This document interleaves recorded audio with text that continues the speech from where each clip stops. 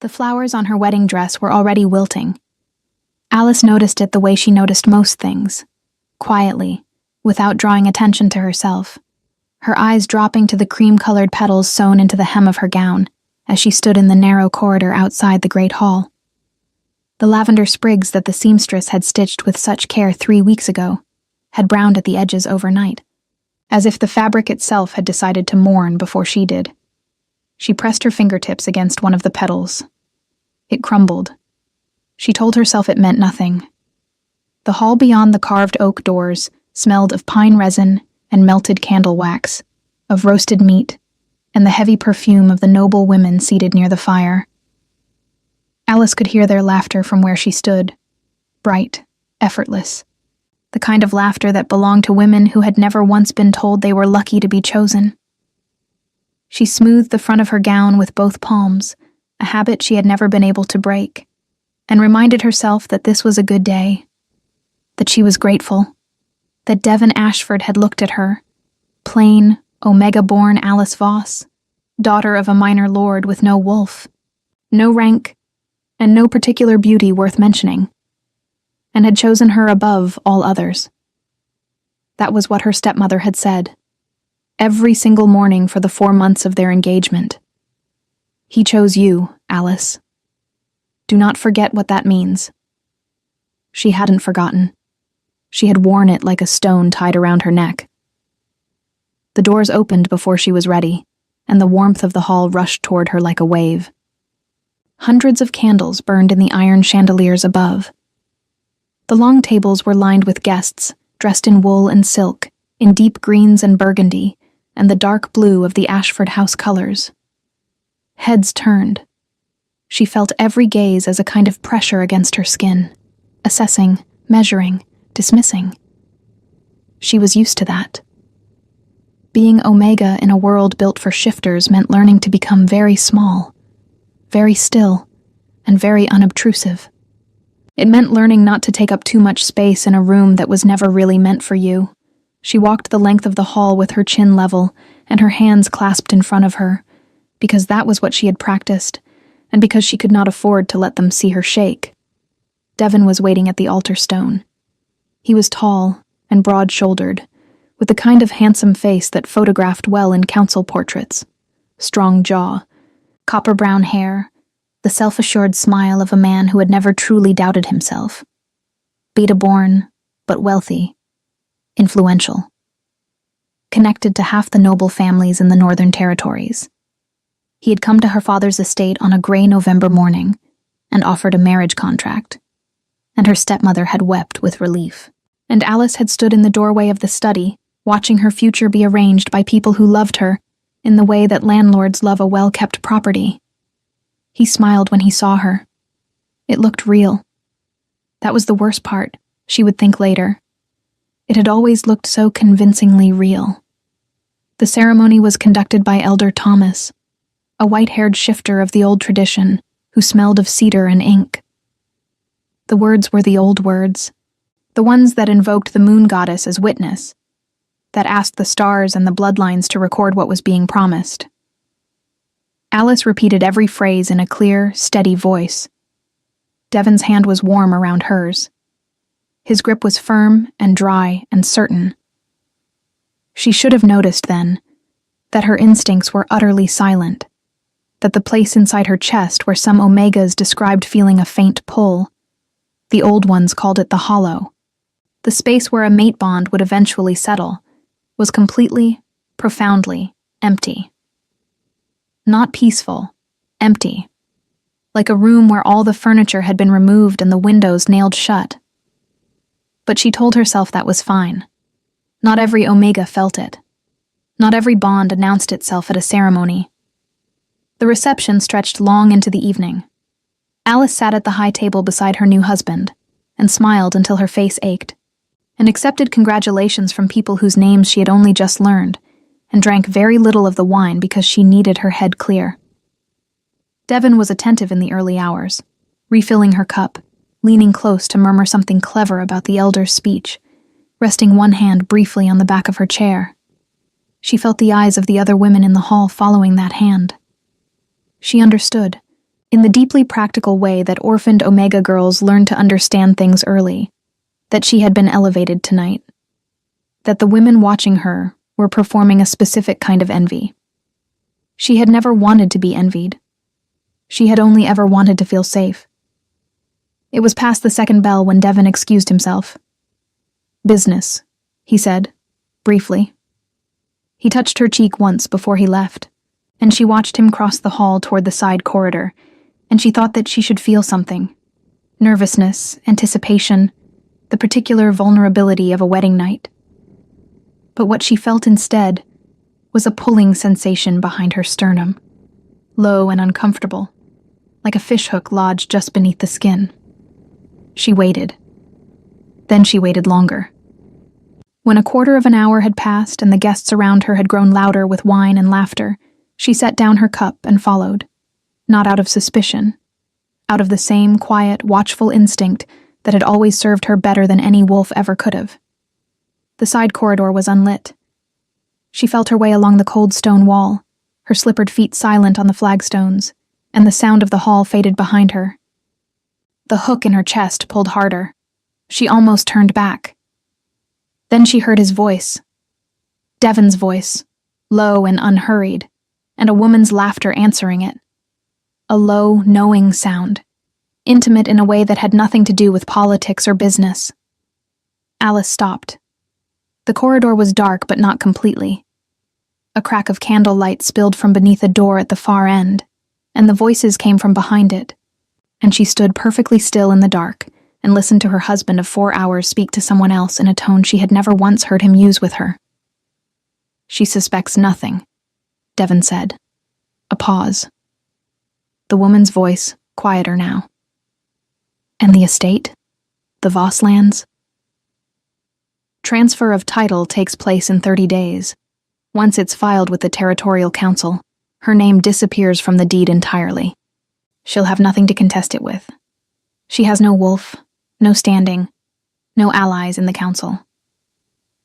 And if she causes trouble?" Silence. Then, with a lightness that was somehow worse than cruelty, "She won't. She's not that kind of woman." Alice's back met the wall behind her. The cold stone pressed through her gown like ice against her spine. The hook in her chest wasn't pulling anymore.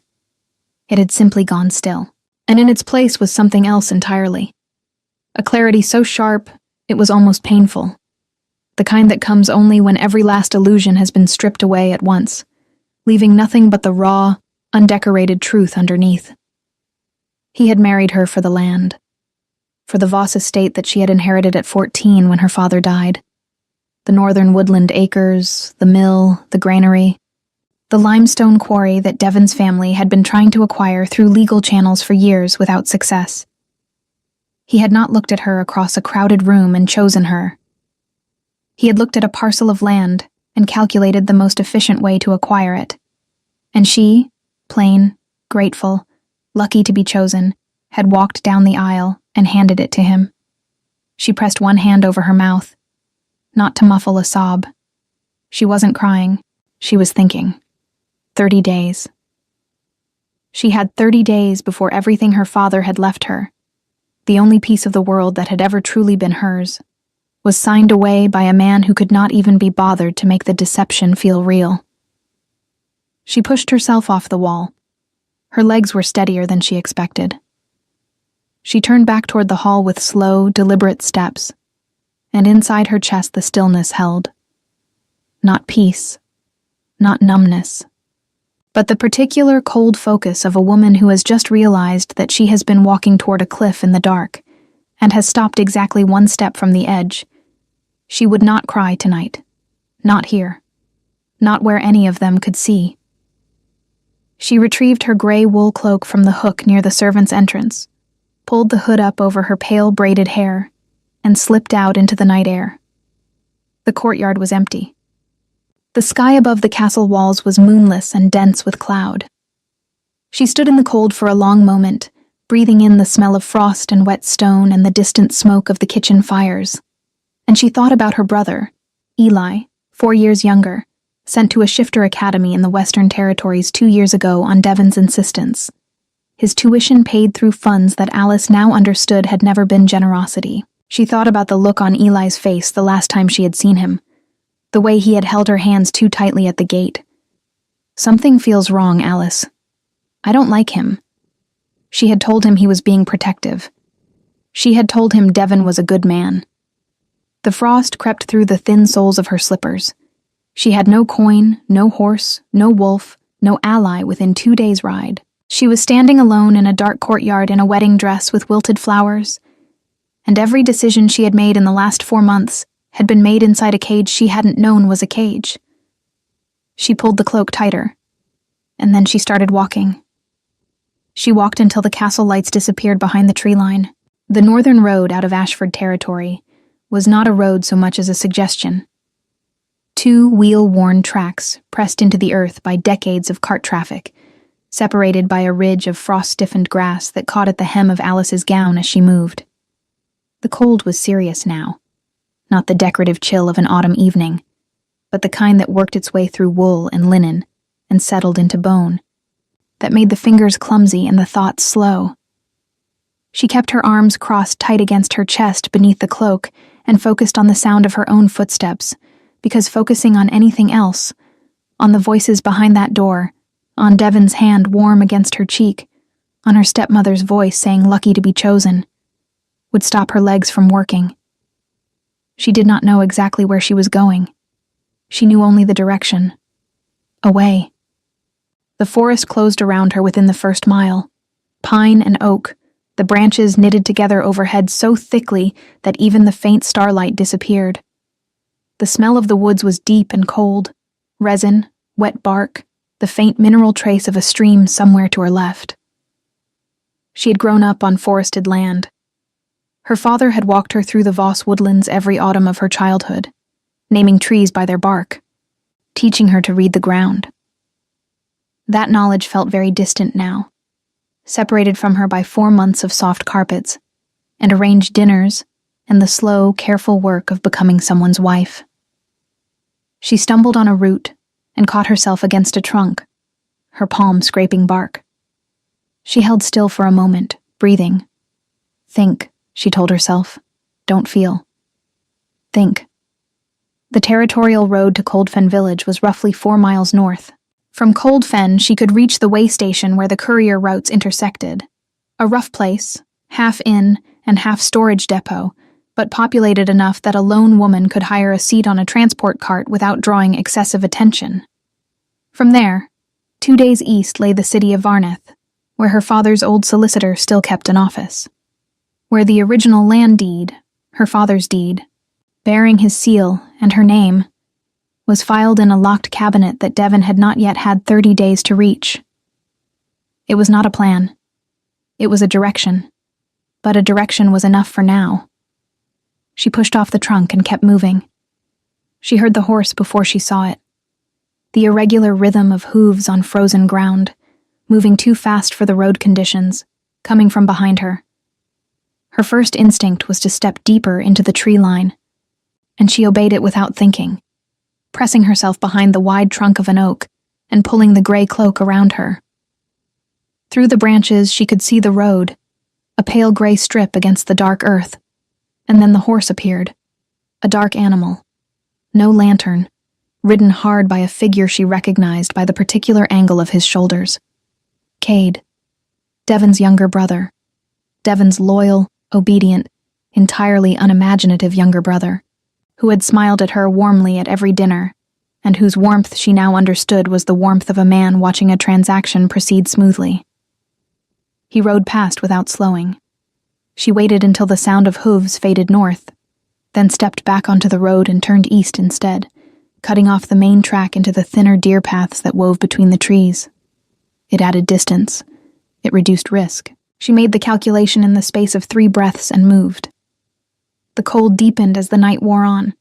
Her slippers had soaked through within the first mile, and her feet had progressed from painful to numb, which was either a mercy or a warning she no longer had the body heat to process. The gown was wrong for this. Too fine, too thin beneath the cloak, designed for candlelight and admiration rather than forest floor and November air. She tore the embroidered hem off at the knee as she walked, using the fabric to wrap both hands when her fingers stopped responding properly to her instructions. She did not stop. Stopping felt like surrender, and surrender felt like dying, and she was not willing to do either. It was somewhere in the second hour that she heard the second sound. Not hooves this time. Something else. Low, rhythmic, wrong. A sound that didn't belong to the wind or the trees or the natural voice of a cold forest at night. She slowed, tilting her head, trying to locate it through the darkness. A groan. Human. Or close enough to it. She stood on the path for a long moment, listening to the voice in her head that said, "Keep moving," and the older, quieter instinct that said someone is hurt. These had always been the two competing authorities inside her. The learned caution of a woman who had been overlooked and underestimated her whole life, and the stubborn, inconvenient conscience that her father had cultivated in her before he died. "You don't look away from suffering, Alice," he had told her once. "Not ever. That's the one thing I'll hold you to." She turned toward the sound. 20 feet off the path, half hidden beneath the overhang of a fallen pine, she found him. He was on his side, one arm braced against the frozen ground, the other pressed against his ribs. Even in the near-total darkness, she could see the dimensions of him. Broad, heavily built, the kind of physical presence that didn't diminish even when horizontal and clearly in pain. He wore dark leather armor, cross-strapped, with the distinctive wide belt of a ranked warrior, and a fur-lined manto that had been pushed partially aside. His hair was braided back in thick, dark plaits that had come partially loose, falling across his face. His eyes, when they opened and found her, were in startling pale blue, the color of glacier ice, vivid even in darkness, and carrying in them an expression she had not expected. Not aggression, not confusion. Clarity. Absolute measuring clarity, even through obvious pain. "How many?" he said. His voice was low and controlled, the voice of someone who had learned long ago not to waste energy on volume. She blinked. "I'm sorry? How many of them followed you onto this road?" It wasn't a question about her. It was tactical. He had already assessed her direction, her pace, her state, and deduced that she was being pursued. She stared at him for a moment, thrown entirely off the script she had been composing in her head for a conversation that she had imagined would begin with, "Are you all right?" "One that I saw," she said. "Devon's brother. He took the North Road." The man with glacier eyes absorbed this, then shifted his weight and immediately went still again, jaw tight. The arm pressed against his ribs. She could see it now, the way the leather was darker there, the wrong kind of dark. "You're bleeding," she said. "Observant." She should have left.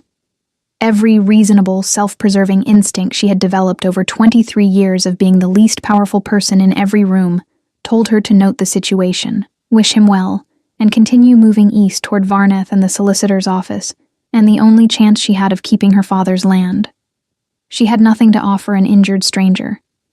She had no wolf, no healing gift, no medicines. She had torn fabric wrapped around her hands and numb feet, and a 4-month marriage that had lasted approximately 6 hours before it fell apart. She knelt down beside him anyway. "Let me see," she said. He looked at her for a moment, that clear, measuring look that seemed to take inventory of things she hadn't said aloud, and then moved his arm aside. The wound was below the ribs, on the left side, a deep cut that had been partially dressed with what appeared to be a strip of his own undershirt, already saturated. Not fatal if treated. Potentially fatal if ignored on a frozen forest floor until morning. She unwrapped the fabric from her hands. Her fingers were clumsy with cold, but functional enough. She pressed the cleanest section against the wound and held steady pressure. And he said nothing, did not flinch, only watched her face with that unnerving steadiness. "You should not have left the road," he said, after a moment. "I had reasons. The man following you. among other things. A pause. The forest was very quiet around them. Just wind through pine needles and the distant sound of the stream. She could feel warmth returning to her fingers from the heat of his skin, which meant his body temperature was still high. Good. His color, from what she could see, was not alarming. His breathing was controlled. "You're not afraid of me," he said. It sounded like an observation rather than a question, and it carried a faint undercurrent of something she couldn't quite name, not surprise exactly, but a quality adjacent to it. As though he had expected something and found something else instead. "I don't have the energy for fear right now," she said honestly. "I've used most of it up this evening." Something shifted in his expression then, very small, barely visible, but real. The faintest softening at the corner of his mouth, gone almost before it appeared. "There's a way station," she said, "northeast of here, past the ridge. If you can walk, or if... I can walk." "You were lying on the ground." "I was resting." He said it without inflection, and she could not tell if he was serious or if that was his version of humor. She decided it didn't matter. She helped him to his feet. He was significantly taller than she had estimated from the ground. A full head above her, broad through the shoulders in a way that made the surrounding forest feel slightly smaller. He steadied himself against the fallen pine for exactly 2 seconds, then stood on his own and adjusted the cross straps of his armor with the methodical efficiency of someone who had been hurt before and knew how to work around it. He looked at her. She looked at him. The wind moved through the trees above them. "Orion," he said. "Just the name, nothing else." She pulled her cloak straight. "Alice." He nodded once, as though confirming something he had already suspected, and then he gestured for her to lead. And she turned east toward the ridge and the way station and whatever came after that, and she did not yet know, could not have known, standing there in a ruined wedding dress, with frost on her hem, and another woman's borrowed name still ringing in her head, that this man walking quietly behind her through the dark was the reason everything was about to change. She only knew that he had not asked her why she was running, and that, after everything that had happened tonight, that felt like the most decent thing anyone had done for her in months. The way station at Cold Fen Ridge smelled of horse sweat, burned tallow and old straw. It was a low building of rough-hewn timber and river stone, crouched at the intersection of 3 courier routes like something that had grown there rather than been built, organic, utilitarian, indifferent to comfort. 2 transport carts stood in the yard outside, their horses blanketed and tied. A lantern burned above the door. Alice pushed it open and felt the blast of interior warmth hit her face like a physical thing, and for a moment her legs simply stopped working properly, and she had to grip the doorframe. Orion's hand closed around her elbow. Steady, brief, gone the moment she had her footing back. She did not acknowledge it. Neither did he. The common room held 6 people, 2 cart drivers sleeping across their arms at a corner table, a woman in a traveling dress who looked at them and then looked deliberately away, and 3 men near the fire whose conversation stopped when the door opened. Their eyes moved to Orion, the way all eyes moved to Orion. She was realizing, not with recognition necessarily, but with the involuntary animal alertness of shifters registering something significantly above them in the hierarchy. 2 of them looked away within seconds. The third held a beat longer, then returned to his cup. She felt none of that. She was Omega-born, without a wolf, her instincts blunted in all the places that shifter society considered most important. What she felt instead was the warmth of the fire and the smell of something edible on the cook stove and the specific, grinding exhaustion of a body that had been running on fear and cold and had now, in the presence of 4 walls and a roof, decided it was safe to start sending damage reports. She found the woman who ran the station in the back room. Heavy-set, gray-braided, entirely unsurprised by late arrivals in various states of dishevelment. Alice paid for 2 rooms with the small purse she had kept sewn inside the lining of her cloak since the age of 14, a habit her father had insisted upon. "Always keep something that is only yours," he had told her. Something no one knows to take. Devon had not known about the purse. He had not known about a great many things she was discovering because he had not considered her worth knowing thoroughly. She bought clean linen, a pot of the herb salve the woman kept for working injuries, and a bowl of whatever was on the stove. She paid for a room for herself and left a second coin on the counter without explaining who it was for, and the woman took both coins and said nothing, which was exactly the kind of discretion that way station keepers developed or did not survive in. Orion was in the common room when she returned, seated at the table furthest from the fire, his manto folded across the bench beside him. He had removed the damaged section of his armor. She could see it stacked against the wall with a precision that seemed habitual, and the undershirt beneath was a dark, ruined thing that needed to be replaced.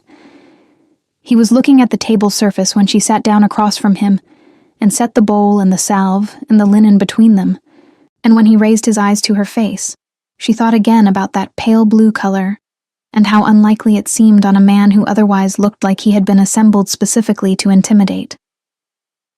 "You don't have to," he said. "I know." She pushed the salve toward him. "Can you reach it yourself, or do you need help?" A pause. Then, without making it into anything more than a practical admission, help would be faster. She moved around the table. He held still while she worked, lifting the ruined shirt, assessing the wound with the same clear-eyed practicality she had applied in the forest, pressing the salve in and binding the linen tight. His skin was warm beneath her hands. The scar tissue visible across his ribs suggested this was not his first time being stabbed, which raised questions she had decided not to ask yet. He made no sound and showed no expression, only breathed with a controlled steadiness that she recognized as discipline rather than indifference. "This needs a proper healer," she said. "I'm aware. In Varneth I know where the healers in Varneth are." He said it without sharpness, but with a weight that suggested Varneth was not a foreign city to him. She filed that away and said nothing. She returned to her side of the table and pulled the bowl toward her. It was a grain porridge with dried herbs and something that might have been venison stock, simple and hot and extraordinary in the way that only food eaten after hours of cold and fear can be. She ate without self-consciousness, because she was too tired to perform composure, and he watched her for a moment, and then looked away, and the silence between them settled into something that was not quite comfortable, but was not hostile either. It was the silence of two people who had agreed, without discussion, to be temporarily useful to each other, without demanding explanations. She was nearly finished eating when he spoke. "The man on the North Road," he said. "He was sent to find you." She set down her spoon. "Yes. You knew when you left." "I suspected." It confirmed itself. He turned his cup slowly on the table surface. "How long do you have before he finds which direction you went?" "By morning. I changed routes twice, but the frost holds footprints." She looked at him directly. "Why are you asking me this?" "Because you helped me. And because whoever sent a man to chase a woman through the forest on her wedding night is the kind of person I find professionally irritating." She stared at him. It was possibly the driest sentence she had ever heard spoken with a completely neutral expression, and she did not know whether to be unsettled or, against every reasonable defense she was trying to maintain, faintly amused. "I need to reach Varneth," she said. "My father's solicitor. There's a land deed that needs to be reviewed. Protected. How many days before the deed can be legally transferred without your signature?" She went very still. "How do you know about the deed?" He met her eyes steadily. "I don't. But you said protected in the voice of someone with a specific deadline, and land deed is the most common instrument used against Omega-born inheritors in the Northern Territories. It wasn't difficult." The fire crackled. Someone at the far table shifted in their sleep. She thought about what it meant that he had arrived at the truth that quickly, without any information, purely from the shape of her words. She thought about the fact that she did not yet know who he was, not really, beyond a name and a wound and the way the other shifters in the room had gone instinctively quiet when he entered. She thought about the fact that she was sitting in a way station at the edge of Ashford territory, in a ruined wedding dress, 30 days from losing everything, with a stranger who had already been more perceptive about her situation than the man she had married. 29 days, she said, before Devon can file without my signature. Then you need to be in Varneth by tomorrow evening. I need a cart, or a horse. She glanced at the purse, calculated. I have enough for the cart, not enough for a private horse. I have horses outside, he said. She looked at him. 3 of them, he added. My men will be here before dawn. We were separated when... He paused, the first time she had seen him pause over his own words. When I encountered a complication. The wound, the ambush in the forest. She did not press it. I'm not asking for charity, she said. Good, I'm not offering it. He held her gaze with that same unrattled steadiness. I'm traveling east. Varneth is east. The horses are already paid for and they're going regardless. It was logical. It was reasonable. It was exactly the kind of clean, uncomplicated offer that should have been easy to accept, and she sat with it for a long moment anyway, because the last time someone had offered her something straightforward and reasonable and uncomplicated, it had been Devon, and that had been none of those things. Orion seemed to understand this without being told.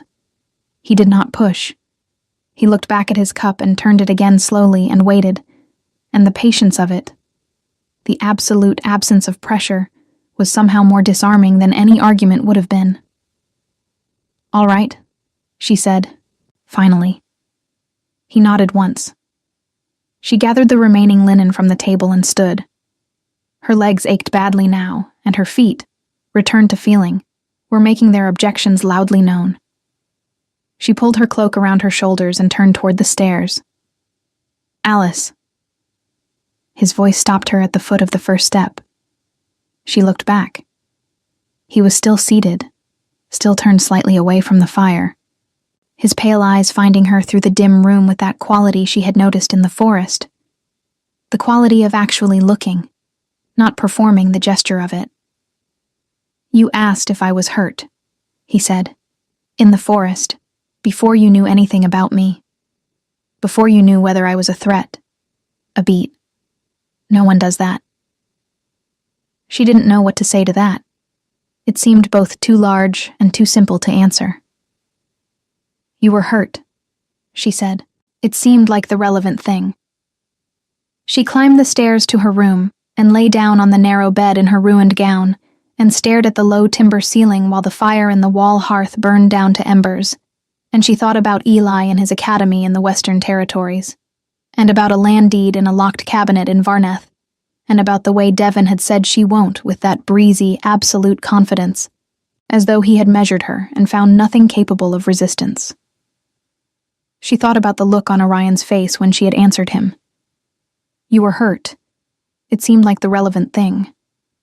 She did not understand yet what it meant that he had remembered to tell her that. She did not understand what it meant that out of everything that had happened since the wilted flowers on her hem, it was that small exchange, honest, unadorned, free of any agenda, that felt most solidly real. She closed her eyes. Tomorrow she would ride for Varneth. Tomorrow she would begin the work of taking back what was hers. Tonight she allowed herself exactly 1 full minute of grief for the version of her life she had believed in 4 hours ago. She counted it out carefully, let it move through her chest like cold water, and then she breathed out and let it go. She was not lucky to be chosen. She was not the kind of woman who wouldn't cause trouble. Devon had made a very specific mistake, and she intended to spend the next 29 days making sure he understood exactly what kind. Varneth woke slowly, the way old cities do, reluctantly, in layers, the smell of bread and coal smoke rising before the light did. Alice rode into the eastern gate, just as the morning market was setting up along the main avenue, the vendor stalls unfolding like the wings of tired birds, sellers calling prices in the cold air with the particular hoarse urgency of people who had been at it since before dawn. She had not slept more than 2 hours. Her body knew it in the specific language of aching joints and slow thoughts, and a sensitivity behind her eyes that made the gray morning feel slightly too bright. But she sat straight in the saddle, because Orion's men rode on either side of her. 2 quiet, heavily built shifters named Brennan and Colt, who had arrived at the way station exactly when Orion had said they would, before dawn, without drama, with fresh horses and dry traveling cloaks and the unhesitating efficiency of men who were used to unexpected complications and had long since stopped being surprised by them. Orion rode ahead. He had not spoken much since they left the way station, but his silence had a different quality from Devon's silences, which had always carried a faint suggestion that she had said something slightly wrong, and he was being gracious enough not to mention it. Orion's silence felt like weather. Natural, impersonal, carrying no opinion of her in it whatsoever. He simply occupied space without requiring anything from the space around him. And she found, to her own mild irritation, that it was one of the least exhausting things she had experienced in 4 months. The solicitor's office was on the 3rd tier of the city, above the merchant quarter, in a narrow building wedged between a cartographer and a wool trader. The sign above the door read, Harwick and Associates, Documents, Estates, Territorial Law. Alice dismounted before Orion could offer assistance, which she noted he had been careful not to do unless she required it, and straightened her cloak. She had borrowed a plain brown one from the way station woman for 2 coins, her gray one too distinctive, and pushed the door open. Edmund Harwick was 60 years old, ink-stained to the elbow, and had the permanently startled expression of a man for whom every new development in territorial law was both surprising and personally offensive. He had served her father for 20 years. When he looked up from his desk and saw her, something moved across his face. Relief, she thought, and then immediately behind it, alarm. Miss Voss, he said, and then corrected himself. Mrs. Ashford, we were not expecting— Don't call me that, she said, and sat down across from him. I need to see the deed. My father's deed, the original, the Voss estate, Northern Territory, filed under Lord Caro Voss, transferred to Alice Marin Voss upon his death. Harwick looked at her. Then he looked past her at the door, where Orion had entered quietly and taken a position near the wall, with his arms at his sides and no particular expression. Who is— A traveling companion, she said. The deed, Edmund. He rose slowly, with the careful movements of a man performing a task he had been dreading, and went to the cabinet at the back of the office. Alice heard the key turn, heard the particular dry sound of old vellum being handled. And then Harwick returned to the desk and set the deed before her. Her father's seal pressed into dark wax at the bottom, her name written in his solicitor's careful hand beneath it. And she put both palms flat on the surface and looked at it for a moment without speaking. Alice Marin Voss, sole inheritor. Undivided right of ownership. When did Devon Ashford's legal representative contact you? She asked. Harwick sat down heavily. 3 days ago, a man named Croft. He presented a preliminary transfer order, signed by your husband, citing conjugal property law under the Northern Territorial Marriage Statutes. A pause. It's legal, Alice. Under those statutes, a husband of legitimate standing has the right to file a transfer without the wife's co-signature within 30 days of the marriage, she said. I know the statute. My father made me read every territorial law that applied to Omega inheritance before he died. He was very thorough. She looked up. What he didn't tell me, because it hadn't been tested yet, was whether that statute holds when the marriage was entered into under fraudulent pretense. Harwick blinked. Fraudulent? He married me to acquire the land. There was no intent of genuine union.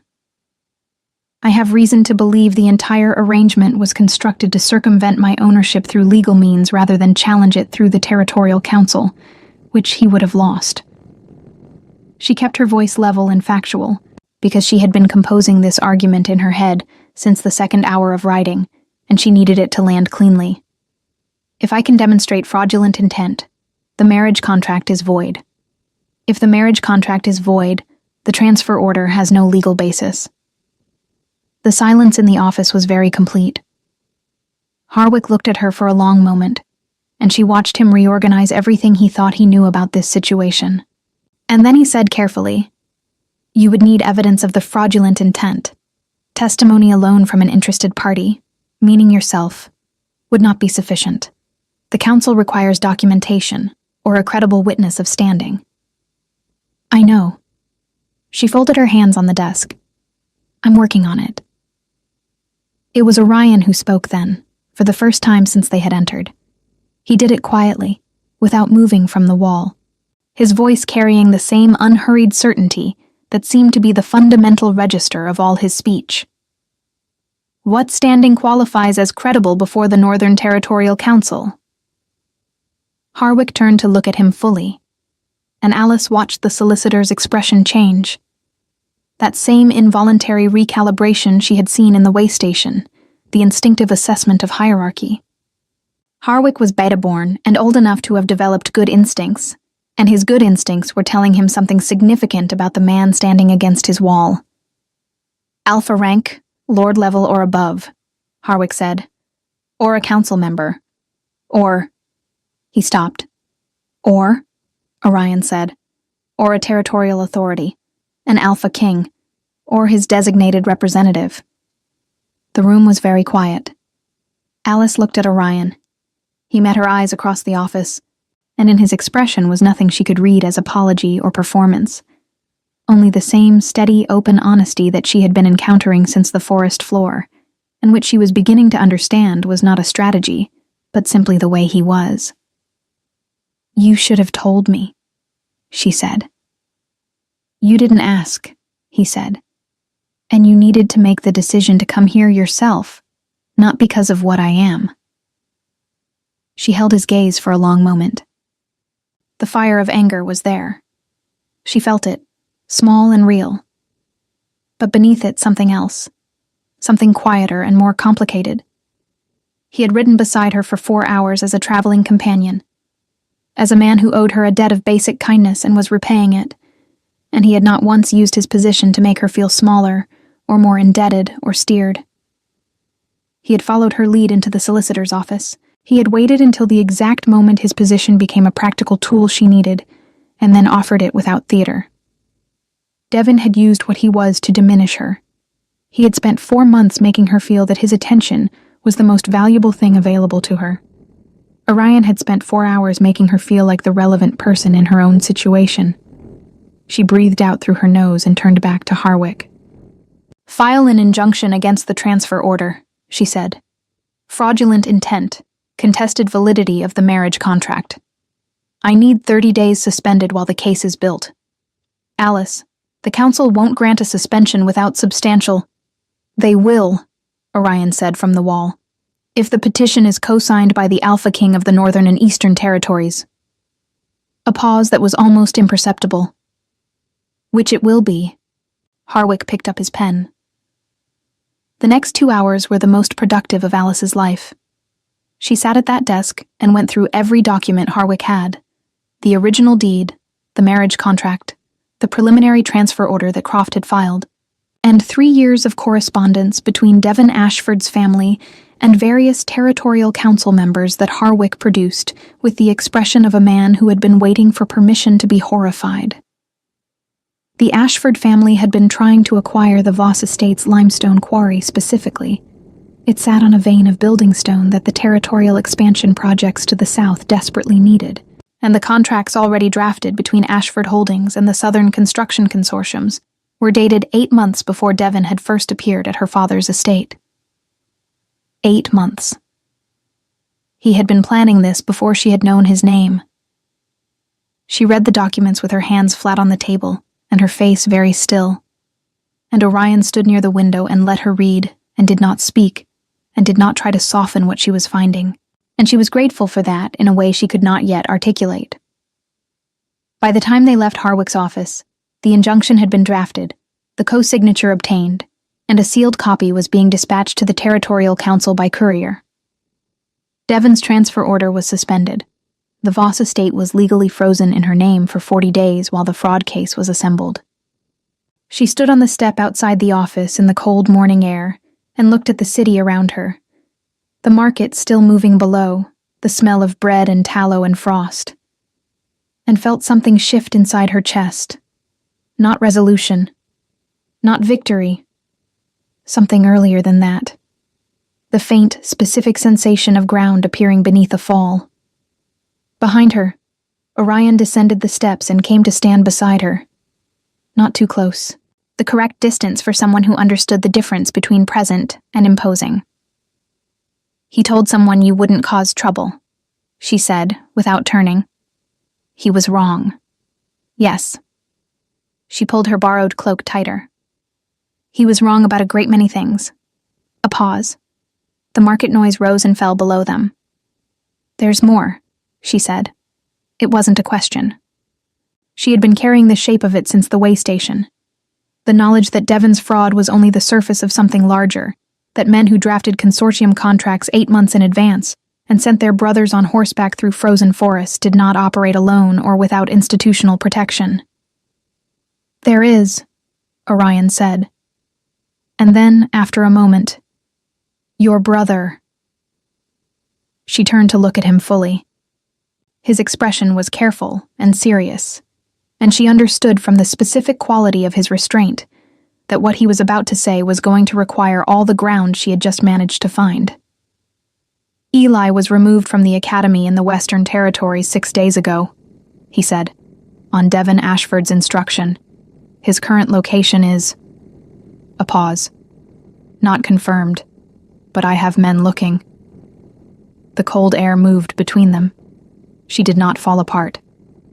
She had promised herself, on the forest floor, that she would not fall apart until she had the pieces to put back together. She breathed in the smell of coal smoke and frost, and she felt the anger organize itself inside her chest into something clean and purposeful and entirely without mercy. "Find him," she said. "Yes," said Orion. Simply, completely. And that was all that needed to be said. Eli was found on the 9th day. He was being held in a livestock depot 2 miles outside the town of Grayfen, on land that legally belonged to a shell consortium that Harwick, once given the thread, unraveled in less than 48 hours back to Devon Ashford's family name. He was cold and underfed, and had a bruised jaw from arguing with his captors, which Alice thought was entirely consistent with everything she had ever known about her brother. He was 21 years old, and looked at her when Brennan brought him through the door of the Varneth safe house with an expression that broke something in her chest and put it back together simultaneously.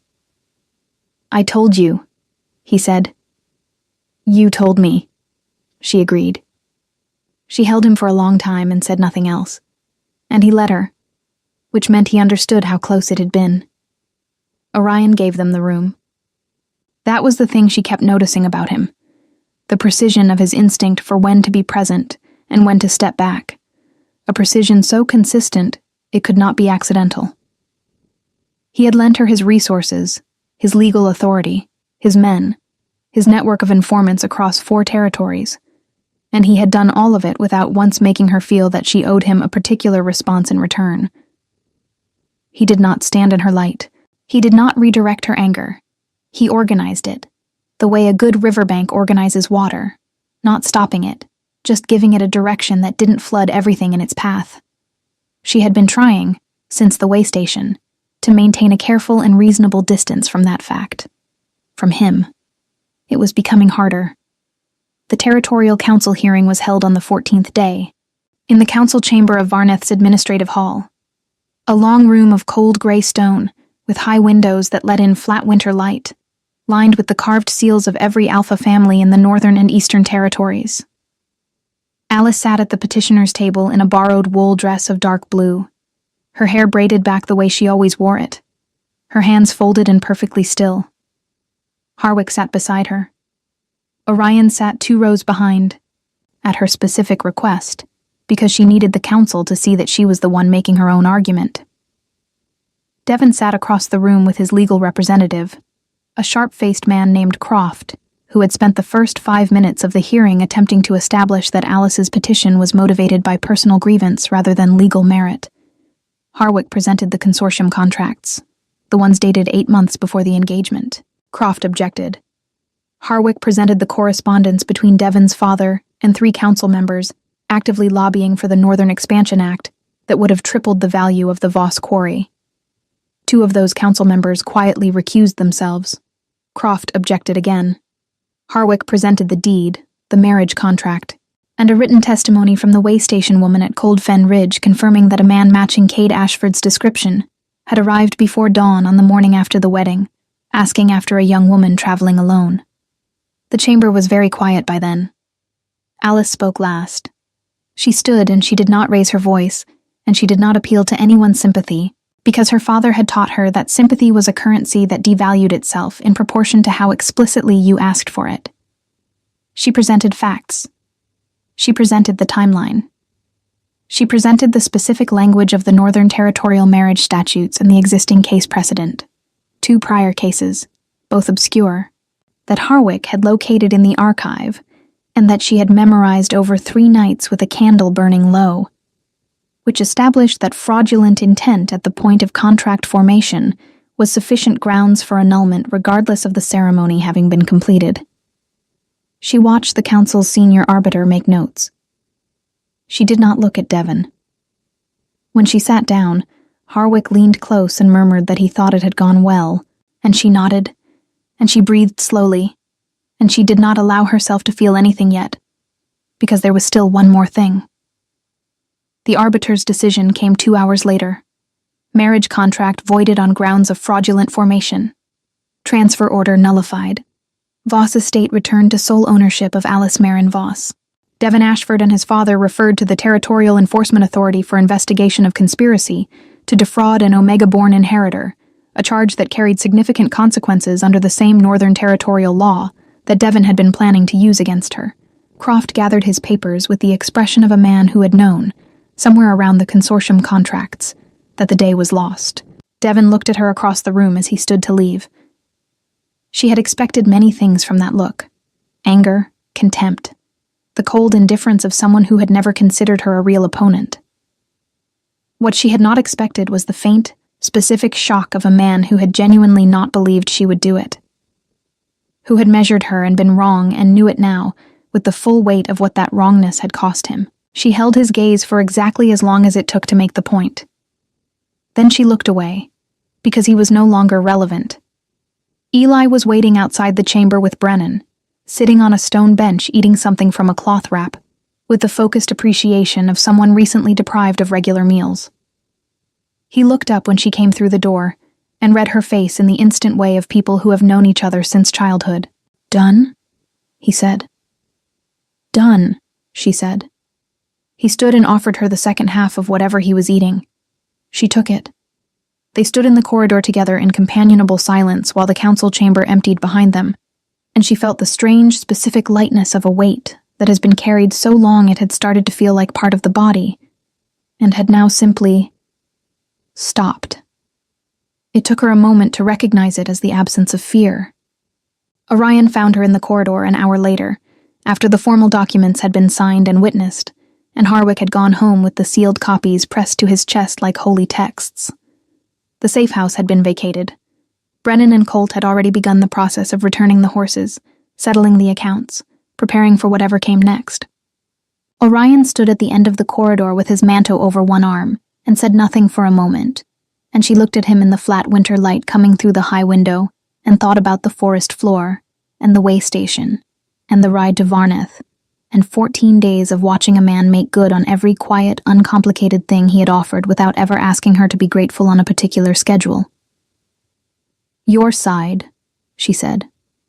"Is it healing?" "Yes." A pause.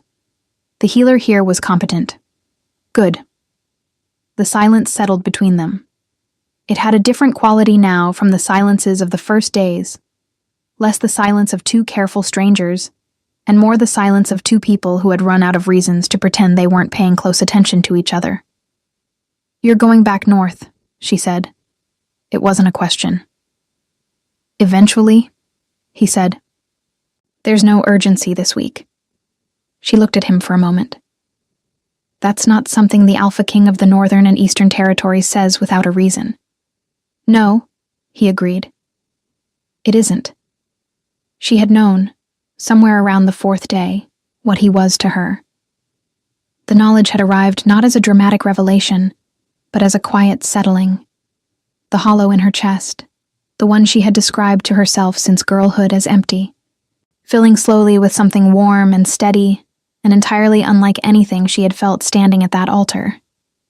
She had kept it at careful distance because she had been wrong before, in ways that had cost her nearly everything, and because the word mate carried 4 months of contamination that she had not yet fully cleaned away. But she was discovering, no longer the woman who stood in corridors waiting for other people to make decisions about her life. I need to go to the estate, she said. My father's estate. I need to see it, make sure it's been properly maintained, speak to the tenants, review what Devon's people may have interfered with in advance of the transfer. She paused. It will take some time. Yes, he said. It will. You could come, she said. She kept her voice even and her eyes on his face. Not because of what you are, because of who you've been these past 2 weeks. Those are different things, and I want you to understand that I know the difference. Something moved in his expression, deeper than the small softening she had seen at the way station. Something that had been held carefully in reserve and was now being allowed, quietly, to exist. I know you do, he said. That's why I'm still here. She held his gaze for a moment. Then she looked toward the window and the cold gray sky beyond it, and breathed in the smell of stone and ink and the distant market. And she let herself feel, fully and without management, the specific and profound relief of trusting someone and being right. They rode for the Voss estate the following morning, Alice and Eli and Orion, with Brennan and Colt behind them, and Harwick's sealed documents in the saddlebag, and the winter light thin and clear across the northern road. The estate appeared over the ridge at midday. The old stone house, the dark line of the woodland, the quarry outbuildings pale against the hillside.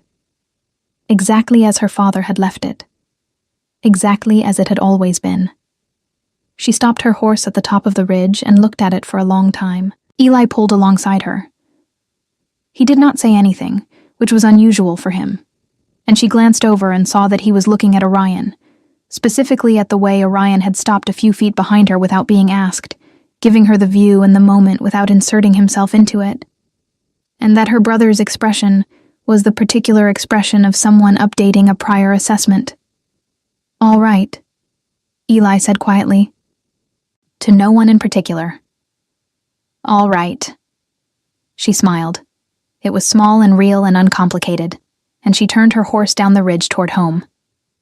In the months that followed, the investigation into Devon Ashford and his father exposed a network of fraudulent acquisition schemes affecting 6 other Omega-born inheritors across the Northern Territories, all of them women, all of them selected for their isolation and their lack of wolf rank. Devon was stripped of his territorial standing and barred from council proceedings for life. His father paid reparations to 4 of the 6 affected families, the only currency the territorial authority accepted in lieu of imprisonment for men of his particular class. A compromise that Alice recorded in her own ledger as incomplete justice, which was the only kind the world tended to offer, and which she accepted without pretending it was more than it was. Cade Ashford, to the surprise of very few, had known everything and said nothing, which the territorial court determined was sufficient grounds for its own set of consequences. Edmund Harwick retired the following spring, having described the fraud case as the most professionally satisfying work of his 40-year career. Alice hired his daughter to manage the estate's legal affairs going forward, which Harwick considered an entirely acceptable form of succession. Eli finished his education, eventually, at a different academy in a different territory, and came home for long stretches and argued cheerfully with everyone, and learned the quarry operations from the ground up because he said he wanted to understand what had been worth so much to so many people. He was, Alice thought, going to be formidable when he grew into himself. Their father would have been unsurprised and insufferably pleased. Orion stayed. Not always in residence. He was Alpha King of 2 territories, and the administrative weight of that was real and constant, and required his presence in places that were not a limestone estate on the northern ridge. But he came back.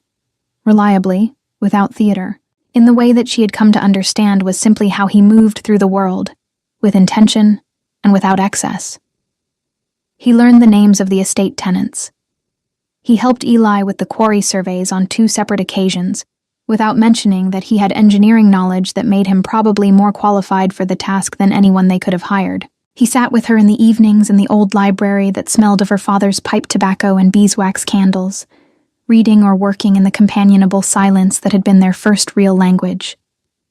The mate bond settled fully on a winter evening 10 months after the night on the forest floor, in the library, with snow falling outside the tall windows and the fire burning low, and Eli's boots audible on the floor above. It did not arrive as a thunderclap. It arrived as a certainty, warm, deep, voluntary in every sense that mattered. She looked up from the document she was reading and found Orion watching her with that pale, attentive gaze, and she understood that she had been choosing this for months, one small, deliberate choice at a time, and that the sum of all those choices had become something neither fear nor doubt could reach anymore. "You knew from the beginning," she said. "In the forest." "Yes," he said, "and you waited. You needed to arrive at it yourself. Anything else would have been—" He paused, in the way he paused when he was selecting the precise word. "Insufficient." She looked at him for a long moment. Outside, the snow fell past the window in slow, indifferent curtains. The candle on the table between them burned straight and clean. "All those women," she said, "who wanted to be me. When I was Devon's wife, standing at that table." She shook her head slowly. "They wanted the wrong thing entirely." "Yes," he said. "I was only ever asking if you were hurt," she said. "I wasn't asking for any of this." "I know," said Orion. And then quietly, with the complete and undefended honesty that was his most essential quality, "That's exactly why it's yours." She reached across the table and set her hand over his, and the fire held, and the snow fell, and the estate that had been her father's and almost someone else's breathed around them in the winter dark. Hers, fully and finely, in every way that the word had ever meant. And that was enough. That was everything.